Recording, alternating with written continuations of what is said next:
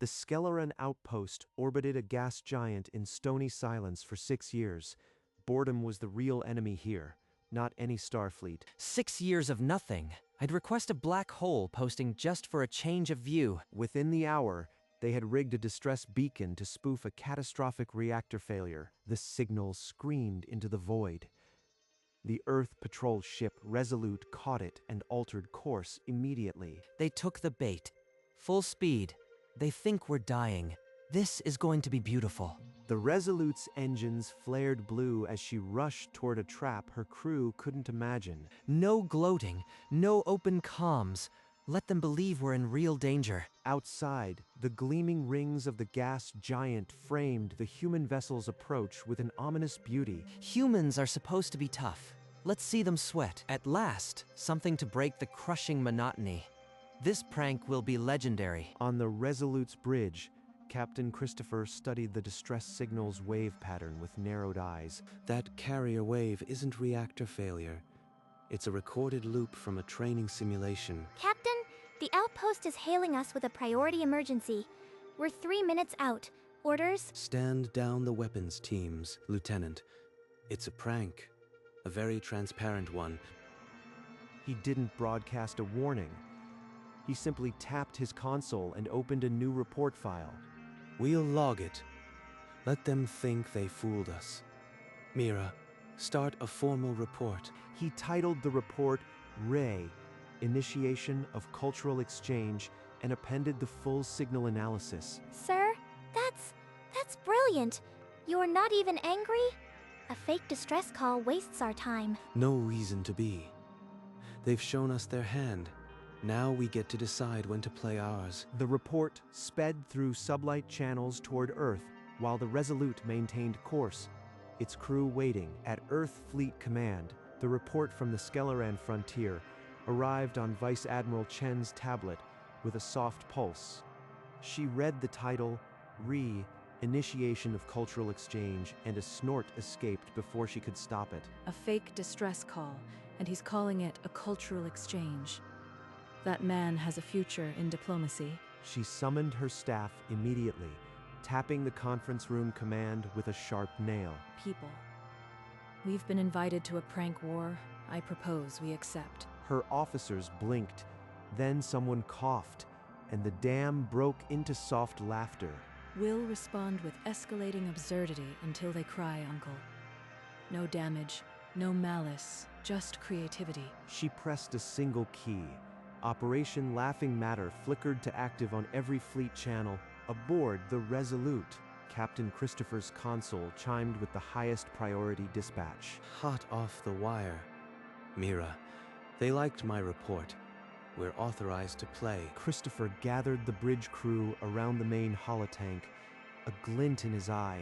The Skeleron outpost tried to prank us with a fake distress call. We're returning the favor with foam. We've rigged impact missiles to release compressed foam on contact. They'll look like meteor fragments. No real damage, just chaos. Launch them at the nearest asteroid and let the debris pattern do the rest. From the Resolute's underbelly, a swarm of modified missiles streaked into the asteroid field. They hit the rock dead center, blasting foam pellets that expanded into a billowing white cloud on the outpost. A sensor operator jerked upright as a dozen new contacts appeared on his screen. What in the void? That trajectory is too precise. Sound the collision alarm. Klaxons tore through the corridors, and the outpost shuddered as the first foam wave struck the hull. Damage report. Now, is it a full meteor strike? The tactical officer shouted over the klaxons, reading the sensor feed aloud. Initial damage report flashed. 0 hull breaches, but the exterior was coated in a white, sticky substance. Foam? That can't be right. Scan it again. Is it some kind of weapon residue? Before the scan could complete, a maintenance vent above Zix's head burst open, showering him in a blob of the same foam. Get it off me. I've lost my footing. Someone secure this deck. The substance was non-toxic, biodegradable, and smelled faintly of vanilla. No permanent damage anywhere. This is too specific. Asteroids don't carry confectionery scents, but who would do this? I want a full spectral analysis. If this is an attack, I'll have someone's head. If it's a malfunction, someone's head. Find the source. Aboard the Resolute, Christopher watched the outpost's emergency channels fill with bewilderment. He allowed himself a quiet chuckle. That went even better than expected. Log the result.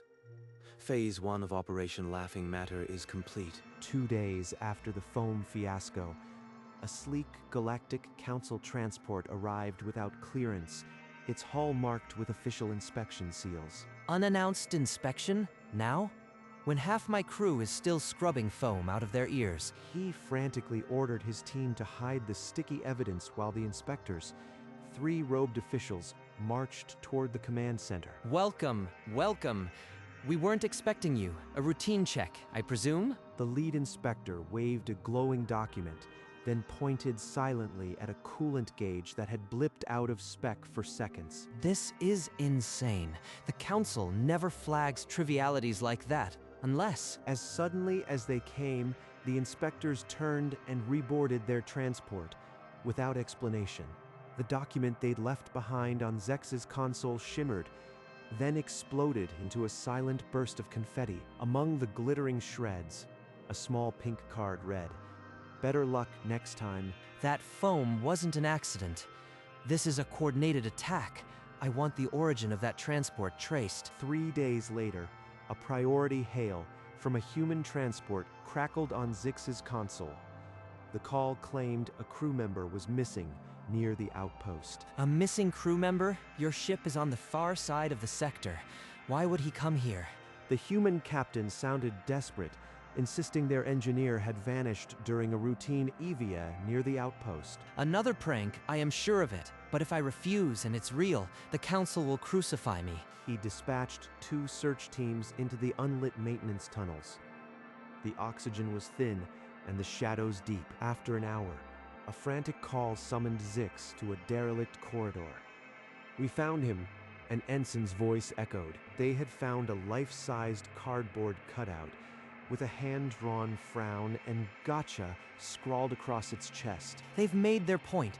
Now I'll spoof their signature and send a fake distress right back. He ordered his comms officer to generate a human carrier wave, but in his rage, Zykes personally punched in the frequency codes. The console blared, "Lockdown active.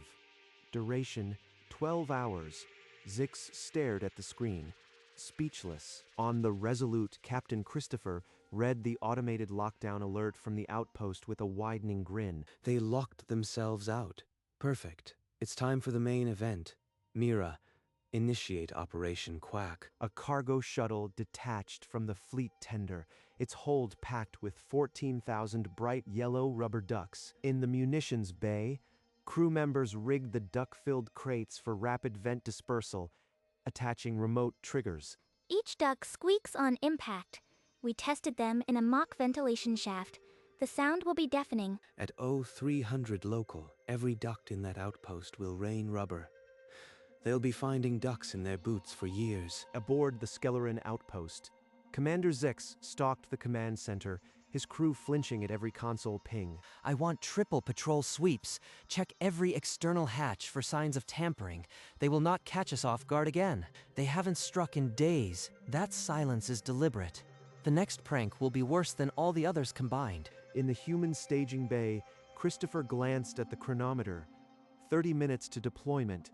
Operation Quack was moments from launch, in silence. 2 Marines in matte black armor attached the duck canisters to the outpost's main air intake, their mag boots silent on the hull. The canisters locked with a soft clank, synced to the Resolute's chronometer. Inside, the vent grate hummed, waiting. At 0300 precisely, 14,000 triggers fired at once. The first duck shot through the vent like a yellow cannonball. In the crew quarters, Ensign Scalara was yanked from a dream by something soft and squeaky hitting her forehead. Before she could scream, 10 more ducks followed. Then 100. The compartment filled in seconds. What in the name of the ancients is this? Why is everything yellow and squeaking? Every corridor became a churning river of yellow. Squeaks echoed from 3 decks at once. Captain, the outpost's internal comms are a single channel of screaming and squeaking. It's magnificent. Let it run. In 5 minutes, we'll send a signal. The cultural exchange continues. Commander Zix reached the command center, where his officers were knee-deep in ducks, desperately trying to silence the unstoppable alarm.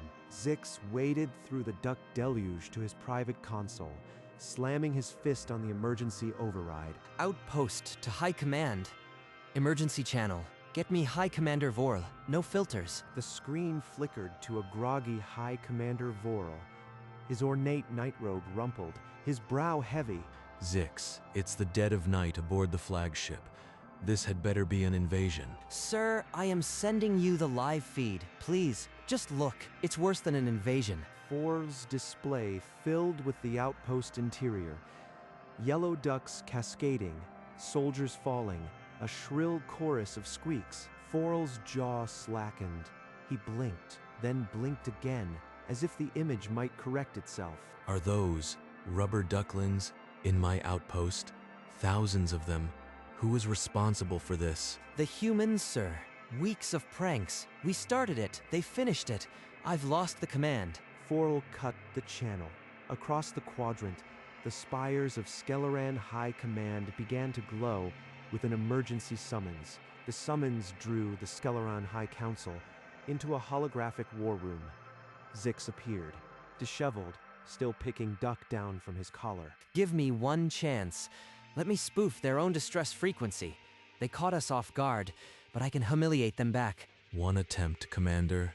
Fail, and I'll have your commission painted yellow to match those ducks. Aboard the outpost, Zix's officers jury-rigged a human carrier, Wave, layering it over a scripted mayday. Transmit. If they bite, we'll broadcast their panic across the whole fleet. On the Resolute, Captain Christopher's console chirped with the fake distress. He glanced at the waveform. Another spoof. This one even uses our own encryption key, poorly. They're learning, but not fast enough. Open a channel. Send them the clip from the duck flood. The one where Zix does the backflip over the command console. The file played on Zex's screen, himself flailing, vanishing under a wave of yellow rubber. His command staff gasped. The video froze on Zix's terrified face. No one on the command deck spoke. He was now the joke of both fleets. In the great council chamber, Vorl stood before the curving table, the duck video looping silently on the central display. We face a crisis of laughter. I want options, not accusations. Zix was marched in under guard, his uniform still creased with duck-shaped pressure marks. The council's silent stare was heavier than the ducks. Some of you demand escalation, but name one weapon they cannot turn into a joke. A council member slammed a crystalline tablet onto the table. The motion retaliate with full force. With what? He locked his own comms and buried himself in squeaky toys. We are outmatched in absurdity. Another insisted that ignoring the insult would make them a laughingstock. Vorl's hand tightened on the table edge. Escalate and they'll escalate further. Their reports call it a cultural exchange. They are enjoying this. The chamber fell quiet. Zix stared at his own reflection in the polished floor. The vote will come. But first, we must accept what we are dealing with. Reconvene at dawn. At dawn, the council reconvened under a single cold light. Vorl rose, his metals clinking in the silence. We initiated a prank and lost the war. Continuing will only deepen our humiliation. I move for immediate surrender. The vote flashed on the central display. 7 for surrender, 5 against. Zix's name was conspicuously absent. You are throwing away our dignity. The humans will never respect us if we beg for mercy. Commander, your judgment has been compromised by weeks of squeaky toys. You will stand down. Dismissed. A scribe began drafting the communique on a luminous pad. The words carried the weight of a dying empire's pride. Vorl read it aloud. Humans, we surrender the prank war. The chamber held its breath. We'll send it after one last attempt at dignity. Remove every duck first. I will not have our surrender accompanied by squeaks. Zix was escorted from the chamber. He did not resist. The surrender draft sat unsigned, waiting. The unsent communique glowed softly on the table, a white flag made of light, waiting for the final command. Confined to quarters, Commander Zix found a backup terminal, his fingers trembling with fury.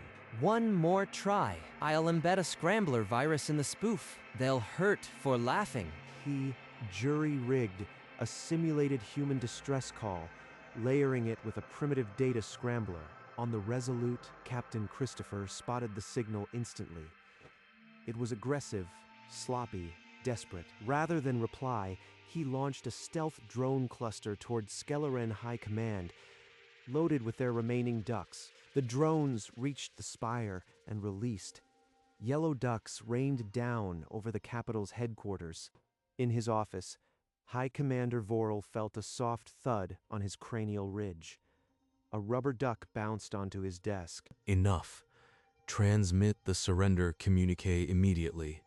I'll not negotiate through squeaks. The beam shot toward Earth. Humans, we surrender the prank war. Signed by High Commander Vorel. Zix watched the transmission leave, then slumped in his chair. A stray duck fell from the vent onto his shoulder. The communique reached Earth Fleet Command during the mid-shift lull, flagged as Skeleran High Command priority. Ha! The actual message. I've been waiting for this since Christopher's report. She read the single line aloud to her aide, then doubled over, her laughter sharp and bright. Get me Captain Christopher on the Resolute. He deserves to hear this from me. Captain Christopher's console chimed on the bridge. He accepted the call, his grin already forming. Captain, Operation Laughing Matter is a success. The Skeleran High Command just surrendered the prank war. Mira, you heard the Admiral. Fleet-wide announcement. The prank war is over. They surrendered. The words echoed through every speaker on the ship. Cheers erupted from engineering to the observation deck. We actually did it. 6 weeks of chaos, and they blinked first. This is going in the history books. Christopher let the noise wash over him for a moment, then raised a hand, his smile softening. Within a cycle, the Galactic Council convened in its hemispherical chamber. Delegates from 100 species filled the tiered seats. The Skeleran and human representatives presented the entire prank war record.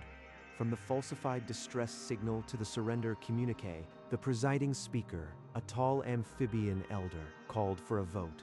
Every delegate's light turned green within seconds. By unanimous consent, this council retroactively designates the 1st of April as a quadrant-wide diplomatic ceasefire day. It shall be known as Prank Peace Day. All hostile actions on this date are invalidated by law. Vice Admiral Chen, attending via HoloLink, allowed herself a small, proud smile. The humans had officially made pranks a diplomatic tool. High Commander Vorel stood, his expression weary. He addressed the chamber with a slight bow. We accept the ceasefire, and we concede. The humans are simply superior in absurdity. The decree pulsed through every active Starcast network. From the core worlds to the frontier outposts, screens lit up with the news. In the council chamber, the delegates rose in a slow, rhythmic applause. Even the most rigid diplomats allowed a brief chuckle. 3 days later, Captain Christopher stood in the Fleet Command Ceremony Hall, the star of Earth blazing through the viewports. For turning a potentially hostile incident into a galactic holiday through sheer ingenuity and nerve, it's my honor to promote Captain Christopher to Commodore. Chen pinned the new insignia to Christopher's collar, the silver star catching the light. Thank you, Admiral.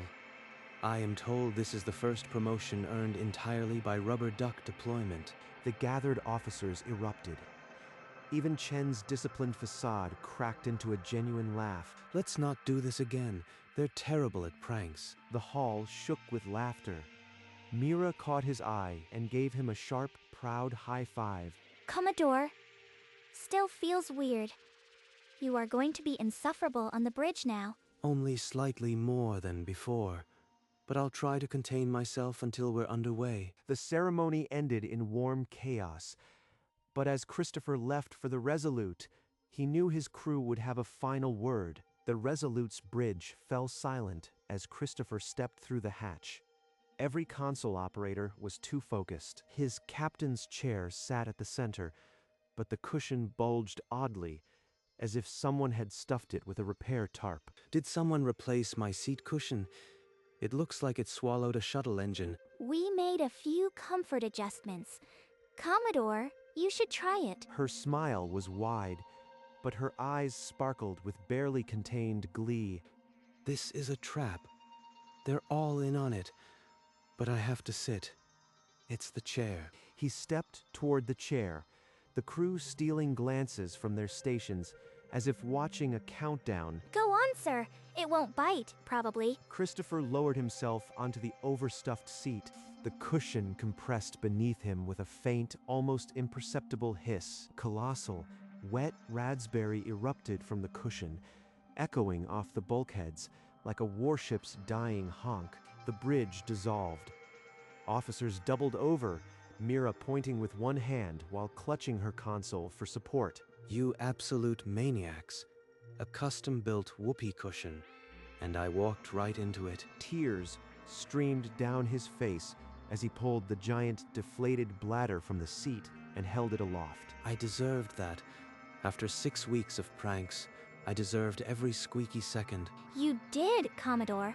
Consider it our official surrender of the post-prank prank war. Christopher tossed the cushion onto the deck and sat back down onto the now flat seat, still chuckling. All right, you've had your fun. Now, someone get me a repair patch. I am not done with this chair. Laughter rippled again, but softer now. The bridge settling into a warm, easy hum.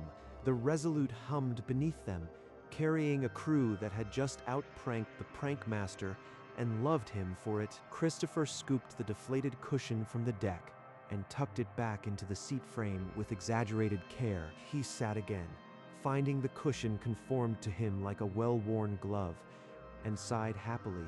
Aren't you going to order a real replacement cushion from stores? Absolutely not.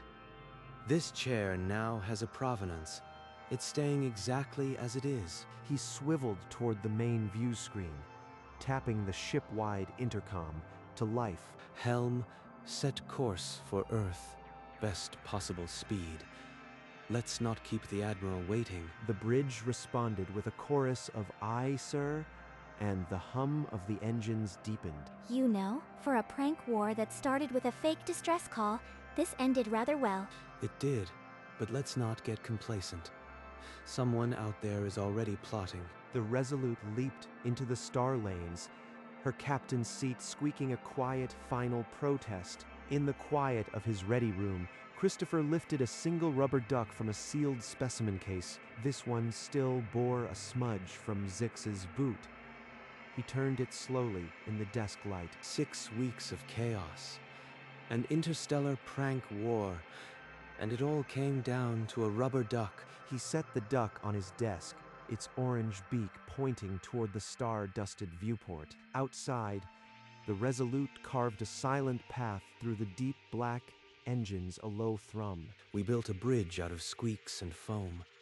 The galaxy will never be the same. He chuckled, soft and private, the kind of laugh that belonged to a man who'd outpranked a quadrant. He touched the duck one last time, then swiveled to his duty display, a smile still tugging at his face. The ship hummed around him, carrying the weight of a piece built on laughter, one squeak at a time.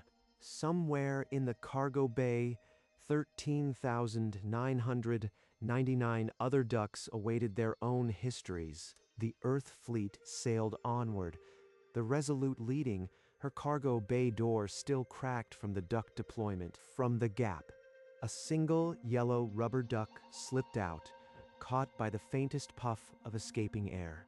It tumbled lazily in the vacuum, its orange beak pointing nowhere, its journey just beginning. The fleet shrank to specks, but the duck lingered, a tiny, defiant splash of color against infinity. it would drift for eons. An accidental ambassador of the prank war, silent and absurd. The stars wheeled overhead, indifferent and ancient. As the duck turned slowly among them, no one on the Resolute noticed. They were already laughing about the next one. The galaxy had learned sometimes the best weapon is a rubber duck, and the duck sailed on, a yellow dot against the black, until it was no longer visible. The screen went dark, leaving only the echo of a squeak across the star lane.